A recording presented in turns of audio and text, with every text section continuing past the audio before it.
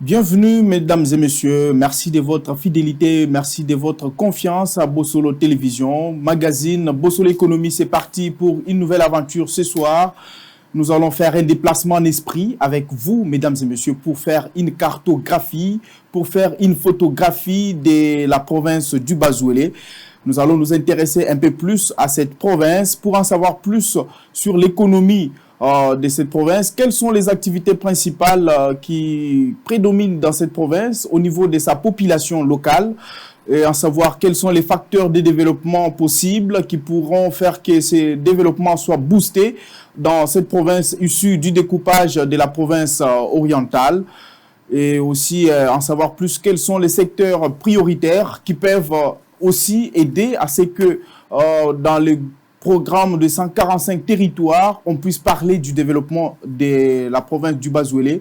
Alors, pour en parler, ce soir, nous recevons sur ce plateau de Bossolo Économie un député provincial élu d'Aketi, circonscription électorale bien sûr, de la province du Bazouélé, honorable Oumar Anissa Vouloukoulou. Bonsoir. Bonsoir, Jean-Désiré. Comment allez-vous, honorable? Non, ça va. Le rythme actuel, voilà, ça marche. Ok, vous vous retrouvez présentement à Kinshasa. Avec vous, nous allons développer un sujet très capital qui concerne votre province. Qui est toujours les soucis et une opportunité à ne pas manquer pour ma population et pour ces mesures en ce moment. Mesdames et messieurs, à vous également, bienvenue. Aujourd'hui, Bossolo Économie va s'intéresser à une province issue du découpage de la province, de la province orientale. C'est la province du Bazouélé. Vous en savez plus que moi. La province du Bazouélé a comme chef-lieu la ville de Bouta. Et donc, il y a Bazouélé, il y a Otouélé aussi. Otouélé qui a le chef-lieu, la ville d'Issiro. Ok, avec vous, honorable Issiro, encore une fois, bienvenue dans cette émission. Merci. Ok, nous allons discuter uniquement du Bazouélé, qui est votre province, votre chère province. Merci pour l'occasion. Alors, où se situe le Bazouélé pour que les téléspectateurs qui nous suivent puissent en savoir un peu plus? Moi, je dirais que c'est la fille aînée de la République démocratique du Congo en termes de régionalisme. Ok. Le Bazouélé aujourd'hui est la première province en termes d'organisation alphabétique. Ok. Et comme une province, elle se situe au nord-est de la République démocratique du Congo et qui fait frontière avec la République centrafricaine, le Soudan, et fait aussi frontière avec la province de la Chopo, Mongala, ainsi que une partie du Haut-Ouélé, voilà, du côté sud. Ah, donc le Bazouélé ne fait pas frontière avec la province d'Ituri? Non. Ituri de l'autre côté. C'est avec Chopo et Haut-Ouélé. En haut, c'est avec Mongala, du côté nord, et aussi vers nord-ouest, là il y a la rivière Ouélé, la rivière Bomu, qui nous sépare parce que nous sommes une province frontalière avec la République centrafricaine directe et une partie avec certaines provinces de la République du Soudan. Ouélé là signifie quoi? C'est en quelle langue? Ouélé, c'est le nom d'une grande rivière. Ok. La rivière Ouélé prend sa source en Ituri, traverse les Hauts-Ouélé et vient passer par les Bas-Ouélé pour aller déverser sur la rivière Mbogo. Voilà, normalement, c'est l'espace Ouélé. Le grand espace Ouélé comprend l'Ituri, les Hauts-Ouélé et les Bas-Ouélé. Voilà. Le découpage avait réduit cette province avait pourtant, qui vivait pourtant comme une ville, avec Bouta comme principale ville. À l'époque, administrativement, il y avait des entités administratives qui étaient déconcentrées. Le Bazouélé était un district, selon la configuration ancienne. Et aujourd'hui, le Bazouélé est devenu une province avec son chef-lieu, qui était toujours le chef-lieu des districts, qui est la ville de Bouta. Voilà, composé de 6 territoires. Il y a d'abord le territoire de Bouta lui-même, en dehors de la ville de Bouta. Il y a le territoire d'Aketi, il y a le territoire de Bondo, il y a le territoire d'Ango, le territoire de Bambessa, ainsi que le territoire de Poko. Et je pense que c'est la deuxième province là, en termes de superficie sur les 26 provinces de la République. Comment se présente la population du Bazouélé? Pauvre. Une population pauvre. Pauvre, démunie. La pauvreté, c'est dans l'esprit, sur le plan économique? Je dis, cette pauvreté est multidimensionnelle. D'abord, sur le plan esprit, oui, parce que la moralisation, vous savez, lorsque vous êtes dans une entité où vous pouvez avoir la possibilité de produire, mais difficulté d'évacuer, ça décourage, c'est moral, c'est psychologique. Même si je défrichais 2-3 hectares, j'arrivais à produire, par exemple, 200 sacs de maïs. Comment en évacuer pour aller vendre et vivre de ces produits? C'est compliqué. Là, c'est déjà psychologique. Moi, je dis matériel. Lorsque la psychologie est déjà là, les conditions ne permettent pas, en termes d'infrastructures de base comme des routes, c'est compliqué aussi. Là, il n'y a pas moyen de bien développer. Je donne l'exemple de mon territoire aujourd'hui, où il y a une distance de 50 km qu'on peut faire de 8h à 19h ou à 20h. On appelle ça morgue. C'est sur RN26, je crois. RN26. De Doulia à Kéti, c'est 51 km. Mais 51 km, on le faisait à 1h30 lorsqu'il y a eu la réhabilitation de route avec la Banque mondiale. Mais aujourd'hui, on le fait à toute la journée. Aucun véhicule ne peut oser y aller. Si vous voulez le véhicule, il faut avoir le véhicule qui a des pneus en termes de circonférence de 12 000 sur 24. C'est-à-dire qu'il faut de gros véhicules pour essayer un peu de se battre pour y arriver. Vous voyez déjà, ce sont des conditions comme ça qui ne permettent pas que la population ait la richesse. Voilà. Ok. Qu'est-ce qui préoccupe beaucoup plus cette population? Moi, je dis ce qui préoccupe cette population, c'est d'abord les conditions des infrastructures. Quand on parle des conditions des infrastructures, on voit d'abord l'infrastructure de base qui peut permettre la libre circulation des personnes et de leurs biens, c'est la route. Parce que le Bazouélé est traversé par une route transnationale qui quitte le Rwanda, l'Ouganda, c'est-à-dire vers le Rwanda, via Goma. Le Rwanda vient par Kisangani, la Chopo, vous traversez Banalia, vous entrez à Buta, RN4, vous allez jusqu'à la République centrafricaine, jusqu'à Bamassou, une grande province de la République centrafricaine. Et vous prenez le RN6, c'est de l'Ouganda jusqu'à Buta. RN26, c'est de Doulia jusqu'à la République centrafricaine à Zongo, c'est-à-dire passant par Aketi, Bumba, Zongo, ainsi de suite. Vous voyez que cette province. Et ces routes-là sont asphaltées? Ces routes nationales? Ce sont ces routes-là, ce sont ces parties-là que j'appelle morgue. Vous comprenez? Morgue. La morgue, c'est quoi? C'est là où on dépose les morts. Les morts, oui. C'est-à-dire, si vous entrez là, vous êtes supposé mort. Il y a eu réhabilitation de la RN4.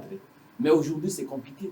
Raison pour laquelle, moi, je dis, le chef de l'État, avec son programme de 145 territoires, qu'il ne se confie pas seulement au bureau technique de contrôle. Parce que ces bureaux-là, j'ai l'exemple. Il y a eu la réouverture des routes. Bientôt, là, il n'y a pas longtemps, avec lorsque le président, on avait sous le régime du président Kabila, il y a eu la réhabilitation de ces routes par la Banque mondiale. Et aussi, il y avait des entreprises qui avaient gagné les marchés. Mais les travaux qu'ils ont faits, ce sont des travaux que je disais, ce qu'on dit à Lingala et à Loma. Mais les bureaux techniques venaient contrôler. Les bureaux techniques venaient, et quand la délégation vient, vous écoutez dans des radios ou dans des télévisions, disent, en tout cas, ils sont satisfaits des travaux. Mais quel travail que lui, son nom va ignorer, mais c'est lui qui a financé l'argent vient applaudir.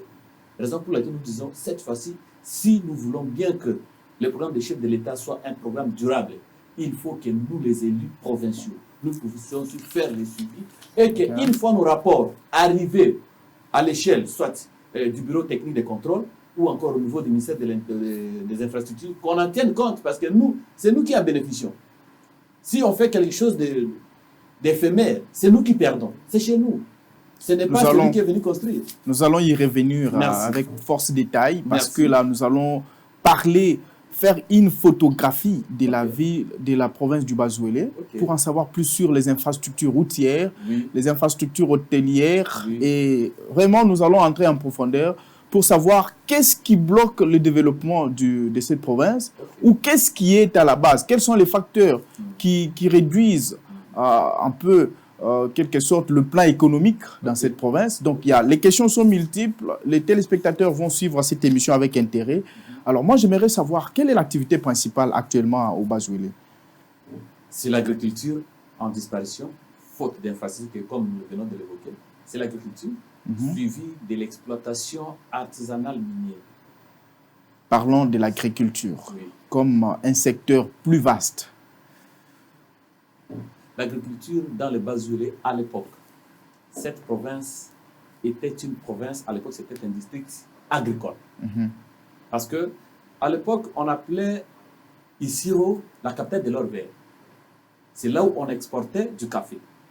Mais si vous en rendez compte, il y avait les chemins de fer qui partaient de Mumbere jusqu'à Bumba, où il y a le bief navigable, il y a un grand port. Il y a aussi port Aketi. Qu'est-ce qui s'est passé? Si vous quittez de Bunduki jusqu'à Isiro, moi je pense que c'est plus ou moins 600 km. Ou dans des 600 de kilomètres. Il y avait des plantations de café dans des villages du Bas-Uélé partout. Vous voyez? Mais aujourd'hui, comme l'infrastructure route n'est pas là, parce que là, il y avait aussi les chemins de fer. On a le Bas-Uélé à les ports, à les chemins de fer, à l'aéroport, à les aérodromes, à aussi les routes nationales de terre. Vous comprenez? Et toutes ces infrastructures sont aujourd'hui en disparition. Donc, ce sont ces infrastructures qui sont la cause principale du rabais des activités agricoles dans la province. C'est la paralysie totale.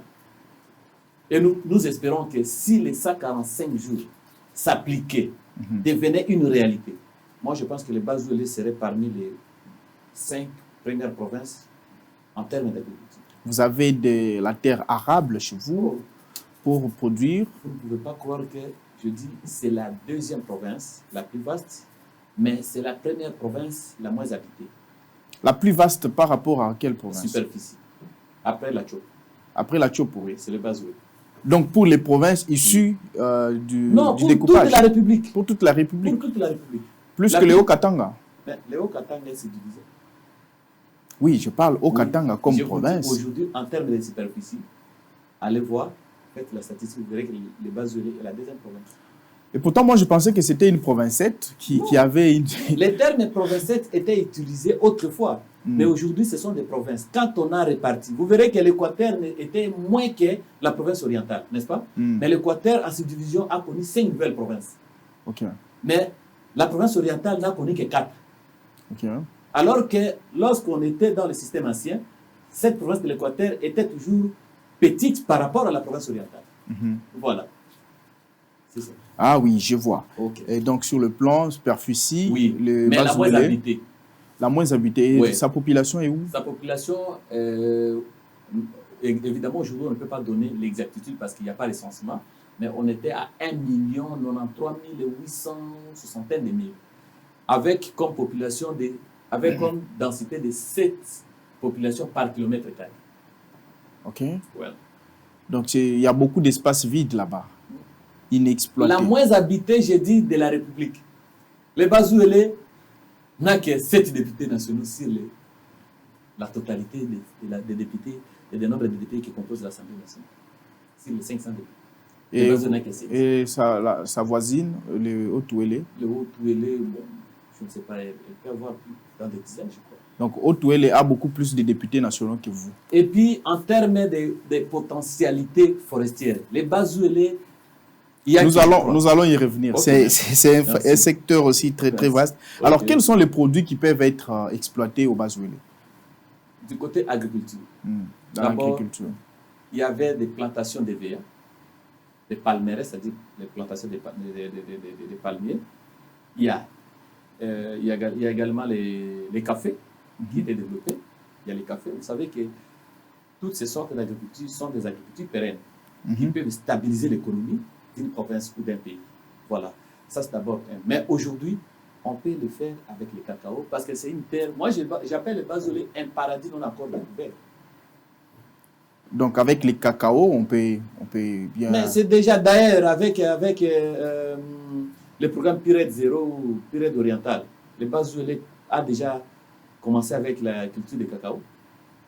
Et pourquoi on ne parvient pas à faire de cette culture-là une culture qui peut être exportée aussi, et justement faire en sorte que l'économie congolaise ait un soubassement en termes de production, les cacao, et faire à ce que la RDC aussi se retrouve parmi les premiers pays producteurs du cacao. Vous savez, nous sommes l'initiateur d'une ONG à caractère agricole, dénommée Base les terres fertiles. Ce que je dis, ceux qui sont dans la province, ceux qui me suivent le savent. Même aujourd'hui, j'ai échangé pour le ravitaillement des intrants. Quand vous allez sensibiliser, cette population dit vous vous rendez compte? C'est-à-dire la population est déjà liée à l'esprit de développement par le fait de manque d'infrastructures. Il y avait les années, je crois, si c'est 2004-2005, chez moi à Kéti, il y avait une maman qui avait initié une coopérative avec les mamans pour la culture de maïs. Vous savez, les gens ont cultivé le maïs avec des semences améliorées en cascade. Si ces maïs étaient vraiment vendus, en tout cas, la culture devrait se pérenniser. Mais le maïs ne s'est pas vendu faute des routes et ces maïs ont été transformés pour fabriquer maintenant de l'alcool loto. Oh là là. C'est lui qui a donné toute sa vie annuelle pour la culture de maïs. Au lieu de le vendre pour trouver gain de cause, soit à l'abraliment, il va lui-même commencer à le vendre à vil prix, faute de route. Et s'ils disent que non, oui, ça va, nous allons faire des radeaux. Mais aujourd'hui, l'environnement pose problème avec l'abattage de bois pour la fabrication des radeaux. C'est aussi un problème. Avec tous les risques de la navigation, avec des méthodes traditionnelles, c'est compliqué. Vous voyez? Donc, il n'y a pas de sociétés ou d'entreprises qui peuvent venir faire l'agriculture là-bas et faire même, par exemple, l'agriculture qui peut aboutir ou devenir une agriculture industrielle. Mais il y avait des sociétés comme des Comolais qui avaient des plantations de café et de gruyère. Moi, je vous dis avec Hérode. J'insiste. C'est un facteur qui paralyse l'économie du Bazoulé. Quand, raison pour laquelle nous disons merci au chef de l'État pour l'initiative de sa caractéristique territoire, quand il parle des routes, et que si ces routes se faisaient normalement, aussi ne pas oublier qu'il y a aussi les mécanismes de maintenance de ces routes qui seront réhabilitées, réouvertes, et réhabilitées. Il faut qu'il y ait aussi la maintenance en permanence, parce qu'on peut bien réouvrir une route, on peut bien la réhabiliter, mais s'il n'y a pas de maintenance, il faut que le gouvernement central puisse affecter aussi un budget conséquent à l'office des routes, pour qu'à chaque temps, il y a depuis déjà, qu'on puisse intervenir avant qu'il ne soit tard. Okay. Mais lorsque la province n'a pas assez de moyens pour ces interventions, et que vous attendez pour que le projet soit conçu par l'office de route par rapport au constat envoyé au pouvoir, vous comprenez comment, vous connaissez comment notre chaîne de dépenses donc, s'achemine. Ça prend du temps. Ça prend du temps et la route continue à se dégrader. Lorsque vous arrivez pour la réhabilitation, ce n'est plus la réhabilitation. C'est déjà la réhabilitation. Donc la réouverture. Je sens que les problèmes qui se posent actuellement au Bazoulé, c'est le problème des infrastructures routières. Les infrastructures routières, c'est très important. Moi, je dis les infrastructures de base. Mais sur l'aspect économique, je vais d'abord par route. Parce qu'il y a des facteurs, moi je pense, déterminants pour le développement d'une contrée. Ce développement-là doit d'abord, parce qu'on ne peut pas développer lorsqu'on n'a pas de moyens. C'est l'économie qui booste le tout. Même en politique, quand vous n'avez pas de moyens, les budgets éphémères, comment est-ce que vous pouvez bien matérialiser votre politique? Il faut toujours l'économie, il faut toujours une bonne finance, n'est-ce pas? Une bonne économie, une bonne finance. D'abord la volonté politique. Comme aujourd'hui, le chef de l'État, avec sa volonté politique, a initié le projet de développement de sa 45 territoires. Ça, si ce projet arrivait à être matérialisé, vous verrez que c'est le débit, c'est le socle. Moi, je vous donne l'exemple. Vous pouvez habiter, c'est l'avenue du Libre. Vous habitez, vous voyez qu'il y a des trous, il y a des trous. Vous dites aujourd'hui, moi, Jean Désiré, je vais mettre des macadam ici. Il faut que l'autorité politique ou politico-administrative de la place puisse vous accorder. Avec vos belles initiatives. Ouais. Si la volonté politique dit non, pourquoi il veut le faire? C'est pour briller plus que le chef du quartier, le bourgmestre. C'est pour dominer les quartiers. C'est pour dominer Kinshasa qu'on commence à donner l'exemple que Bino Koutoubo Sali, Tebota, Jean Désiré Sali. La politique va bloquer. N'est-ce pas? C'est le premier facteur pour le développement d'un milieu. Et ce développement doit d'abord être économique. Le fait justifie les moyens. N'est-ce pas? Ouais. Deuxième facteur que moi je pense toujours être juste, c'est la formation de la population locale dans les domaines professionnels. Les Bazoulé aujourd'hui a besoin plus de formations professionnelles. Des universités qui vont nous amener des départements, des facultés techniques dans sa diversité. Nous avons besoin des centres de formation. L'INPP. L'INPP ne peut pas rester à Kinshasa. Parce que quand les Donc chez vous, l'INPP n'existe pas? Ça n'existe pas. Mais dans d'autres provinces, ça existe? Oui, je parle du Bazoulé parce que nous parlons de l'économie du Bazoulé. L'INPP a tout intérêt de gagner Bazoulé. Pourquoi j'ai dit? Les Belges, pour construire les immeubles qu'il avait construits, n'étaient pas venus avec 1000 ingénieurs. Il avait trouvé les maçons, il était venu avec les marteaux, il était venu avec les trouelles, avec les niveaux. Il a pris les indigènes, il les a dit, bon ça va, moi je vous encadre, ils sont devenus des contremaîtres. Et ce sont des gens qui ont construit des immeubles, qui ont connu des siècles. Les écoles techniques cycle court, les centres de formation, les apprentissages. Voilà la formation de la population locale dans le domaine technique. Parce que ça aussi, ça va donner l'idée d'entrepreneuriat. Un jeune qui a fait les cycles courts, soit en agronomie, dit bon, ça va, moi je sais germer avec mon expérience, je vais faire par exemple un germoir d'oranger, je vais faire un germoir de palmier, je vais faire un germoir, et il peut le faire pour 1 hectare. Pour une année, 2 ans, 3 ans, il a 5 hectares. C'est un développement durable, il a déjà une puissance économique. Le pouvoir d'achat dans les 5 ans ne sera pas ce qui a été les 5 ans précédentes. Les 5 années précédentes, vous comprenez? C'est la formation de la population locale dans le domaine technique. Mais ça ne suffit pas. La réhabilitation des infrastructures. Les infrastructures de base sont lesquelles? Je dis les routes, les écoles et les bâtiments administratifs. Quand je parle des écoles de formation technique, ce sont les écoles. Parce que chez nous aujourd'hui, Jean Désiré, ça fait douleur. Ça fait des douleurs. Aujourd'hui, moi, à l'époque, moi j'écrivais sur le banc. J'apprenais comment écrire la lettre A sur le banc. Mais aujourd'hui, nos enfants l'apprennent sur la cuisse. L'enfant, toute la journée, il est... Non, pas de banc. D'abord, il n'y a pas d'école. Il n'y a pas d'école. Oh là là. Ça, je vous dis, il n'y a pas d'école. Il n'y a pas de banc. Donc le mal est profond dans la province du Bazoulé. Je vous avais dit, c'est une population pauvre. C'est ce que je développe. Alors que vous êtes, c'est une population assise sur une richesse. Je dis c'est un paradis. Je l'avais démontré dans une des émissions ici. Nous allons aborder, parce qu'il y a les secteurs miniers aussi qui pourraient intervenir. Ouais, je suis terminé. Ouais. Parce qu'on parle de l'économie. Qu'est-ce qui peut booster le développement dans cette province? J'ai bien analysé, je dis la volonté politique.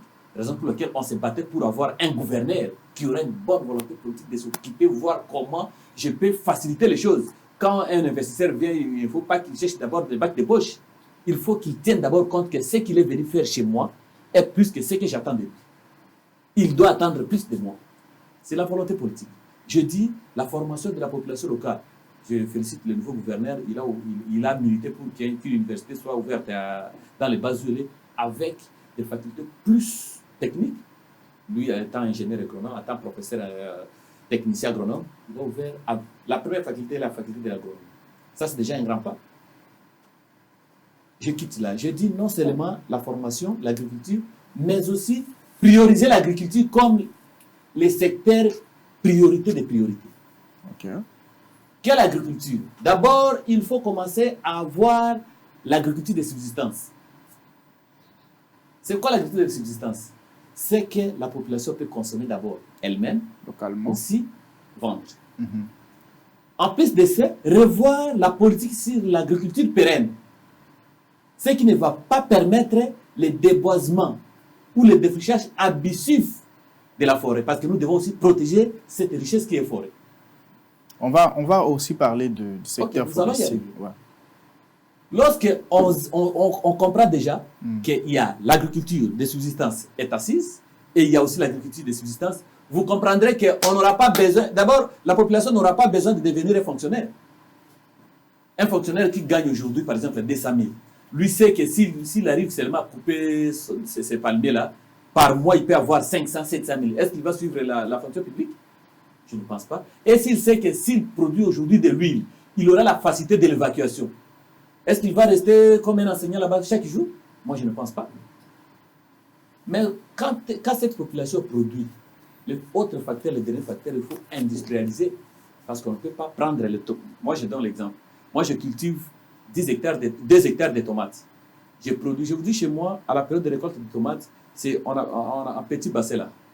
C'est à 1500 francs à 500 francs. Pourquoi? Parce que s'ils ne les consomment pas le même jour, ça va devenir la pourriture. Mais s'il y avait par exemple des entreprises, des petites et moyennes entreprises là, qui transformaient ces tomates avec des petites machines, quoi, qui transformaient ces tomates, moi je pense que quelqu'un peut cultiver, l'autre vient avec on appelle ça quoi, les sautes tomates, l'autre vient avec les fruits, l'autre vient avec la technologie. Ce sont des coopératives, ce sont des sociétés.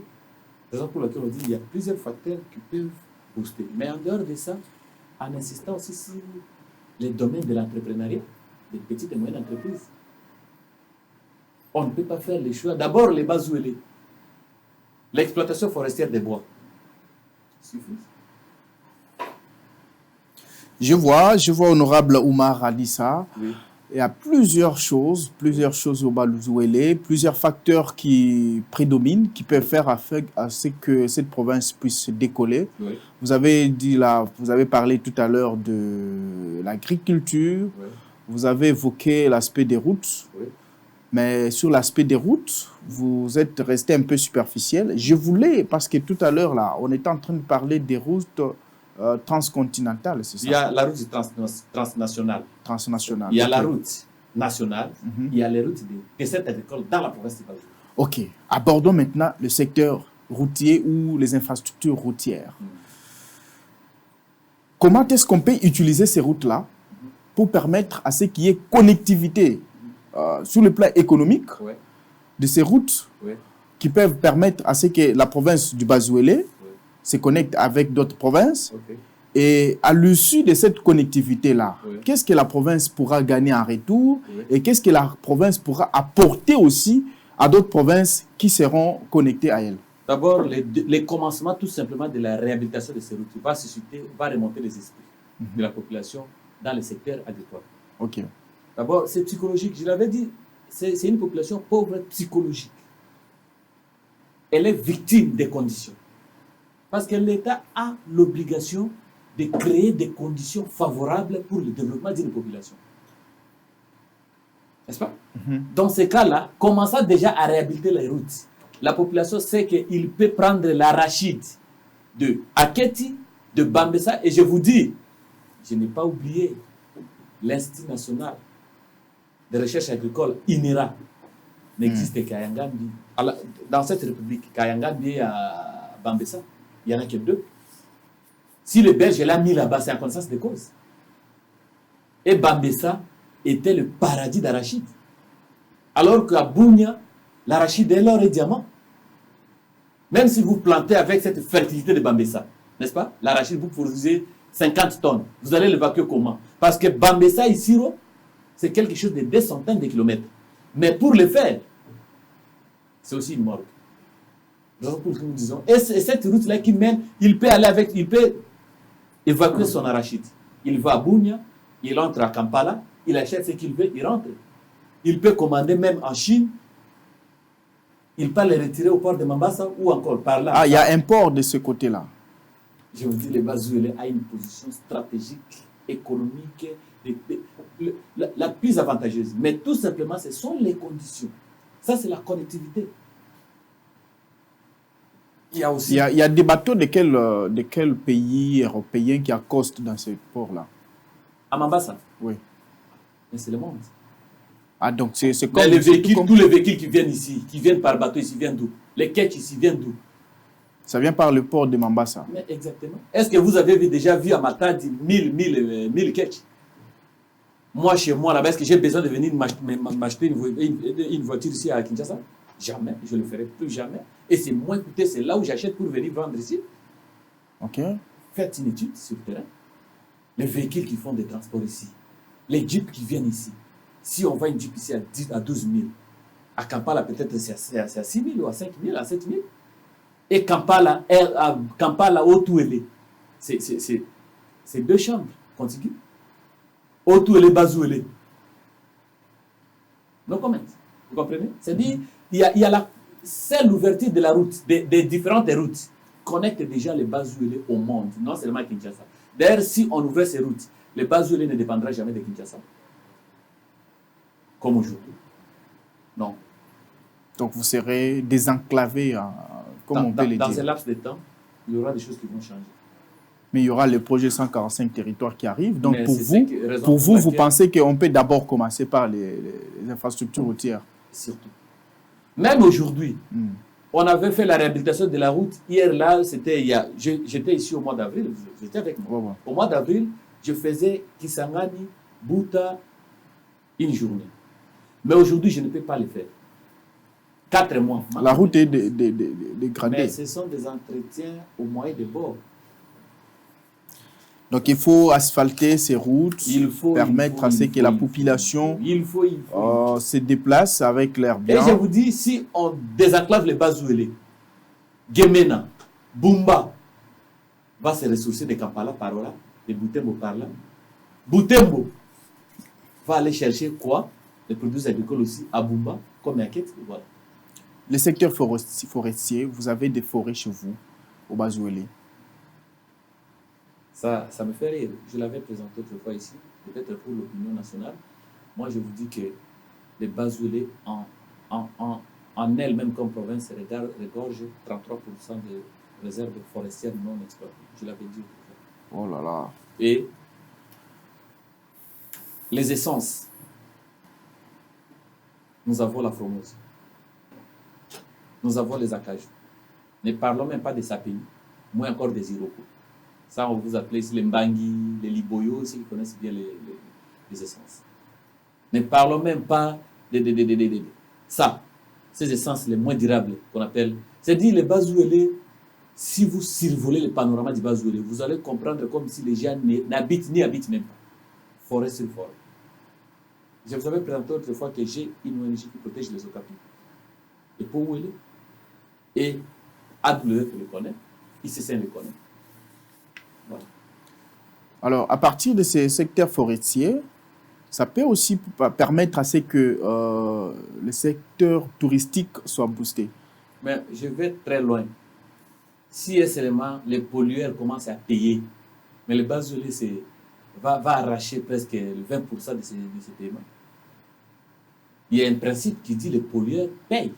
Oui. Pollue paye. Avec la COP moi, je aujourd'hui, COP 27. Si aujourd'hui, d'ailleurs, je félicite l'honorable la vice-première ministre et ministre de l'Environnement, Maman F. Bazaïba, pour sa politique qu'elle est en train de mener pour la cause du Bazouélé. Je dis, quand on parle de la forêt, on parle du Bazouélé. La forêt de la RDC, parce que le Bazouélé, c'est la continuité de la forêt équatoriale. Et qu'on a suffisamment exploité la province de l'Équateur vers Mongala. Maintenant, la réserve qui reste, c'est le Bazouélé. Vous comprenez pourquoi? C'est-à-dire qu'il y a une chaîne de forêts. Sur cette chaîne, on a déjà exploité ici presque jusqu'au bout.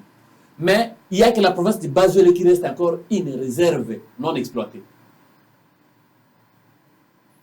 C'est pour dire que, et pourtant, les études font démontrer maintenant que ce sont les vieilles forêts qui produisent plus de l'oxygène.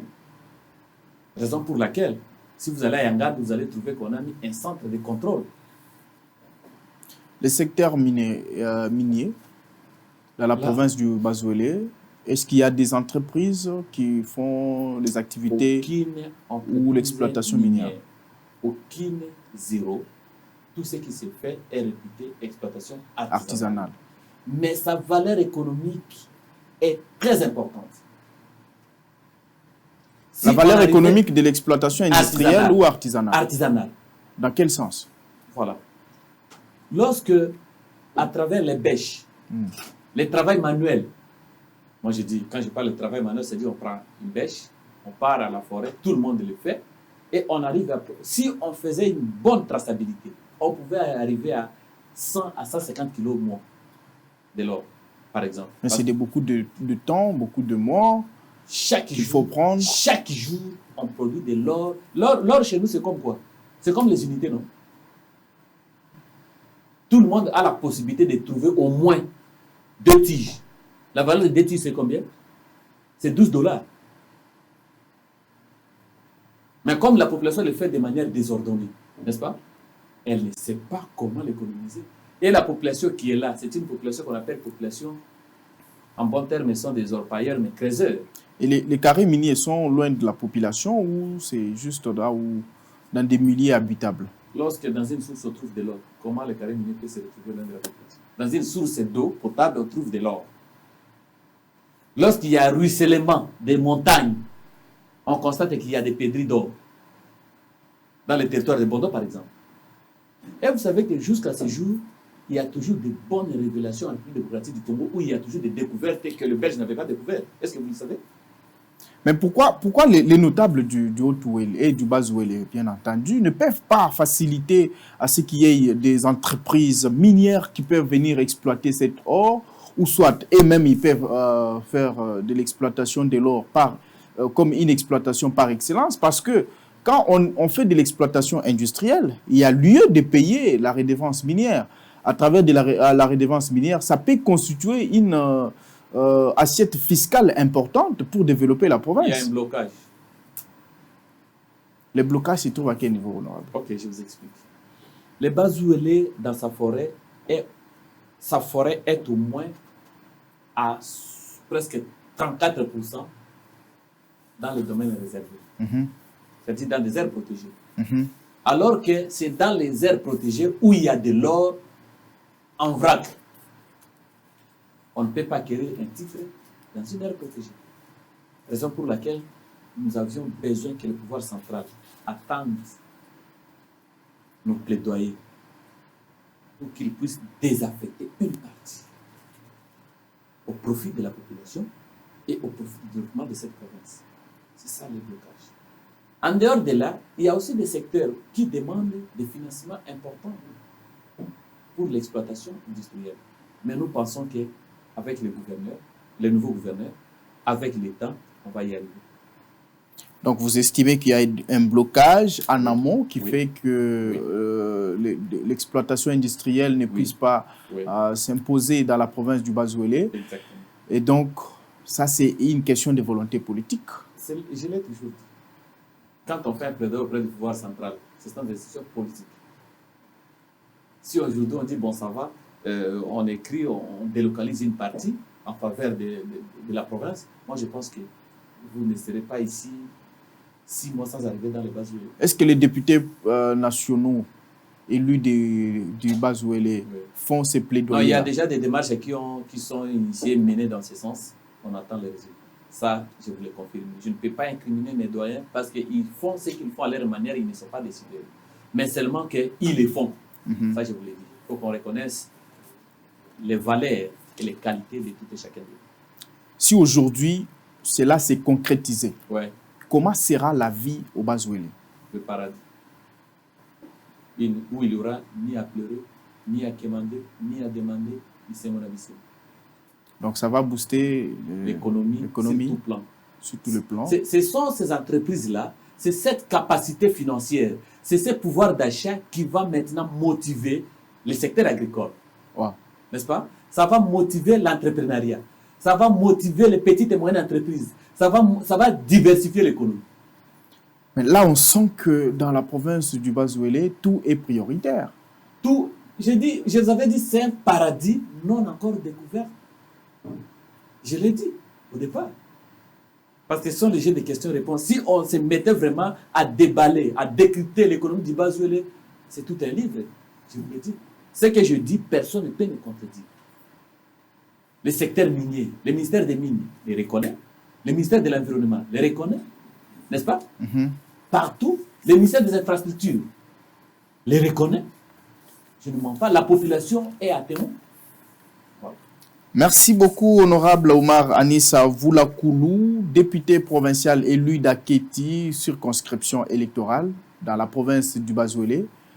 Merci d'être passé dans cette émission, votre magazine d'échange Bosolo Économie. Merci, c'est moi qui vous remercie pour les opportunités que vous nous faites.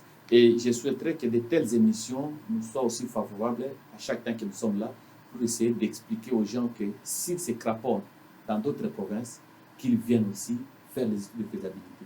Nous allons aider le gouverneur qui vient d'entrer en fonction pour que nous ayons des études faites par des experts, par des maisons, par des entreprises certifiées, afin qu'ils viennent trouver tout simplement les résultats et les trouver afin d'investir dans cette province. Merci pour votre passage, mesdames et messieurs. Cette émission, cet échange, c'est face à face. Bossolo Économie est terminé pour ce soir.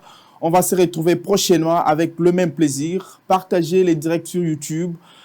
Avec ce plaisir, nous allons nous retrouver. Bonne suite des programmes sur Bossolo Télévision. Au revoir.